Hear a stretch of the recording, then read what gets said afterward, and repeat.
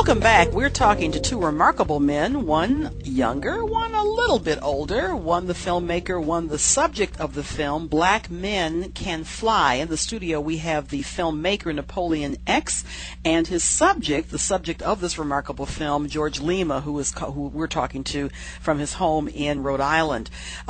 Napoleon, I wanted to ask you, just looking at, I talk a lot about generational issues, and this is a great example of the younger generation really showing the kind of respect to the older generation in an archival way, so that for many years to come, this film can be used for a teaching tool and certainly just to show homage to your culture, your history, and certainly what George Lima has done. What do you think filmmaking can do, and this kind of filmmaking can do in terms of the generational gap that sometimes exists with younger people and older people? Yeah, Mr. Lima had mentioned about the bridging of generations. That's one of the things that that resulted out of this film project. And like I said before, this is a person that lives very close to me, that I didn't have that kind of a contact and connection with. And as black men in America, myself, I feel that way. And a lot of people, the friends of mine that I know, we feel like the generation that came before us, for some reason, they disconnected. And a lot of the youth, a lot of the younger people, especially younger than myself, they're straying. We don't have that role model that we look at in the community. I'm not talking about just people up on the stages, the Martin Luther Kings or the Mandelas, because we have heroes within our own communities that we need to showcase. Mm-hmm. And when you bring in somebody like this, like Mr. Lima, with all his histories, accolades, all these things that he's done, I take this film, I go into a school system. I talk to younger kids, you're talking about like high school age, mm-hmm. and when they see this film, usually I start off by, after the film is over, when I do a short Q&A, I usually start off by saying to them, what does this old man got to do with me? You know what I mean? And because they're all looking around, they're like, what chuckle too. Yeah. They're like, what's this got to do with anything? Uh-huh. You know what I mean? But after they see this, you can see a lot of these faces lighten up and actually like have an interest in this, mm-hmm. because they themselves, I'm sure they have older people in their community that they usually overlook and walk right by. Don't think about. Yeah, they don't think about. So it causes them to rethink the next generation up and the accomplishments and achievements and the obstacles that they have overcome.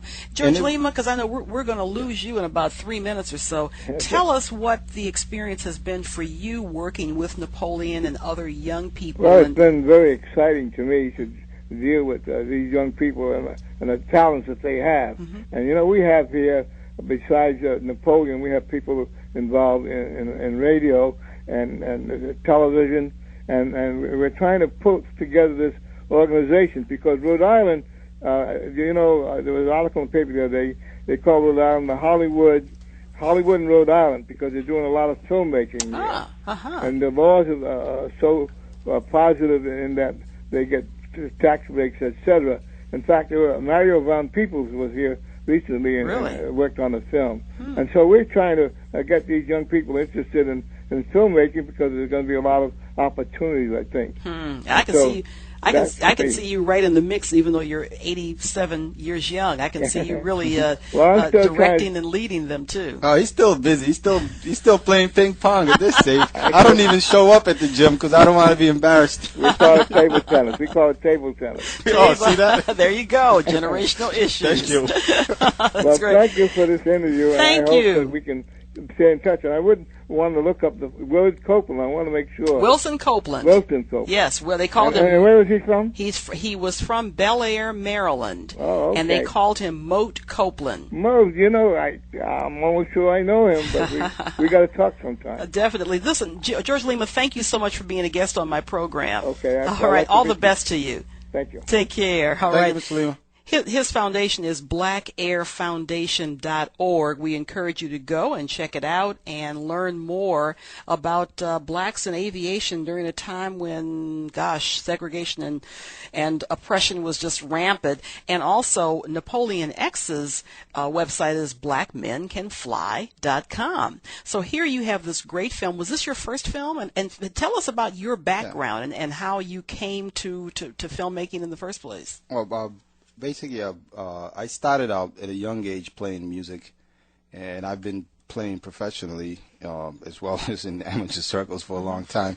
And how I got into the filmmaking is the tie-in between music and videos, music videos. And I have a good friend of mine, GB, which I've worked on several projects with, and I did music. I scored a film for him.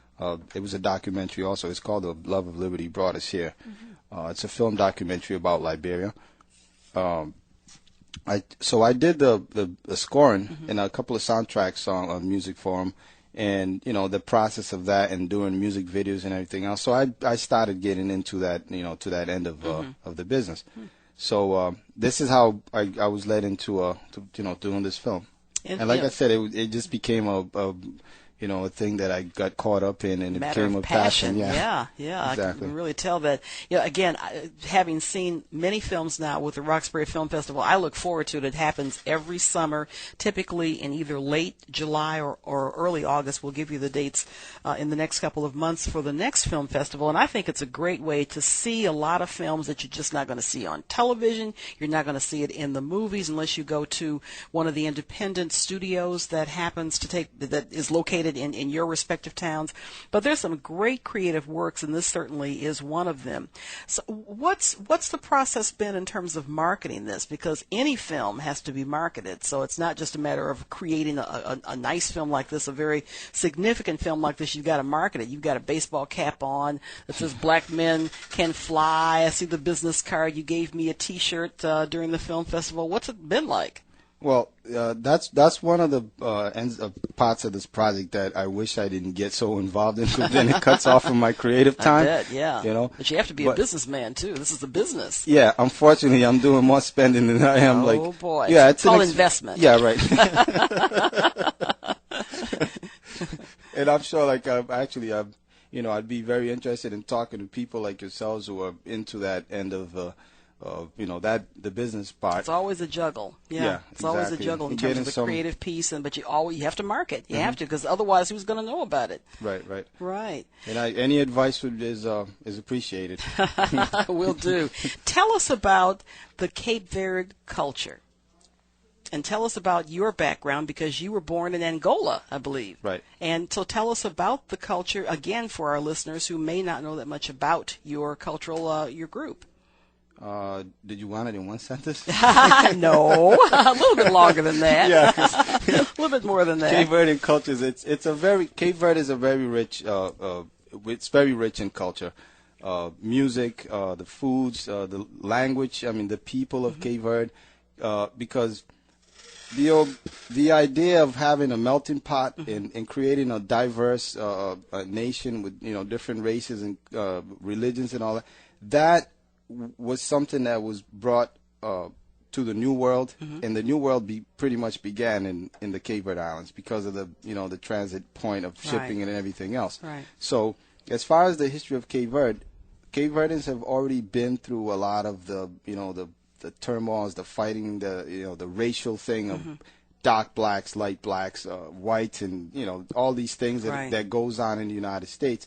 And so as a Cape Verdean, I've been fortunate to grow up in that kind of a society that we see a lot of different people. We always interact, and it leaves you a very open person. And you're talking about, you mentioned the fact I was born in Angola. Angola is a country in southwest Africa, near South Africa, and I had to leave there because of war. Angola went through a long history of civil war, and just pull your microphone up so we can hear you a little bit. Okay. All right, keep going. You go. You're fine. So I left there at a very young age. I'm a child of Cape Verdean parents. They were also immigrants in Angola.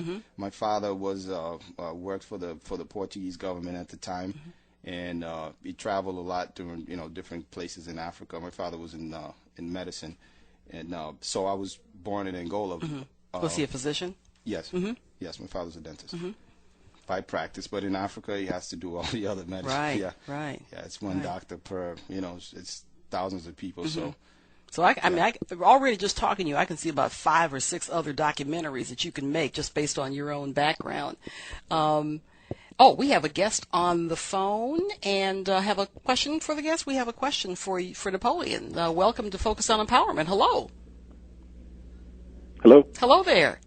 Is this Adam? Yeah, this is Adam. Okay, Adam, hang on. We're going to have you on next on our segment. Okay. We're talking about filmmakers here. And, Napoleon, I wanted to get back to you and ask you a question. Certainly you have lots of other documentaries that you can create. And what's your next project that you're working on? Actually, before this thing with the Black Men Can Fly, I would like to create a series of films, Black Men Can Fly, but featuring different people. Mm-hmm. So I'm looking around at different communities, talking to different people who have somebody in their neighborhoods mm-hmm. also that they can suggest, and maybe we could do something featuring that person. You know what I mean? So if anybody's interested in contacting me, feel free to contact me through the website or by email. Great. And the email address is blackmencanfly@usa.com, and phone number 401-573-0809. 401-573-0809. My wheels are turning. I'm thinking about, there's so many directions you can go in with this theme. It's a great theme. You can trademark it. You want to do that first. And then there are just a series of things you can do. I can even see you teaching other young people to become filmmakers and look in their respective neighborhoods mm-hmm. for heroes and sheroes that they can have in the documentary. So I mean, it's limitless in terms of what you can do and the things that you can do. What do you see? What do you see as a real important next step with the generational project that you've done with this, talking and certainly now sharing Mr. Lima with the world? What do you think is an important next step back in your own community, back in Providence, that you can do next with this particular film? Well, with this particular film, at this point, we're focusing on getting the word out outside of Rhode Island. Mm-hmm. We've done the Rhode Island International Film Festival. It's aired on Rhode Island PBS. A lot of the people there know about it.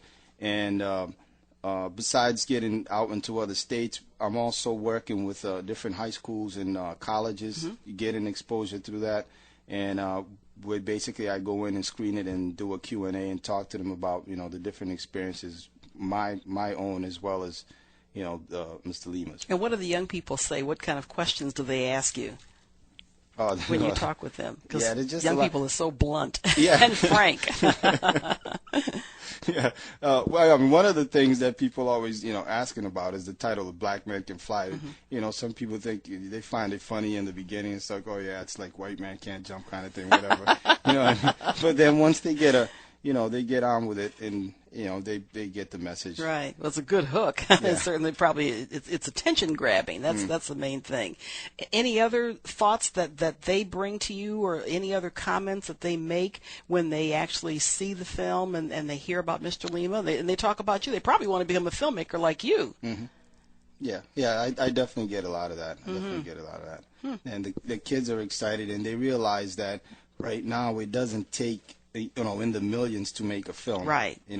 And cost is reasonable, and with pretty much any other cameras out there, you can shoot. I mean, just start shooting and looking at things and get excited about a project. And once you get excited about it, the passion will come out, and then you definitely will be able to do something. That's the fascinating thing about technology, is that you can take one camera, as we have here in the studio, and you can make a movie with one camera. And then with the editing process, the software that comes with various computers, I just got a new Macintosh, and it can pretty much fly itself because it has so much software on there. And again, you can make DVDs, movies, you can create a music video, lots of things you can do.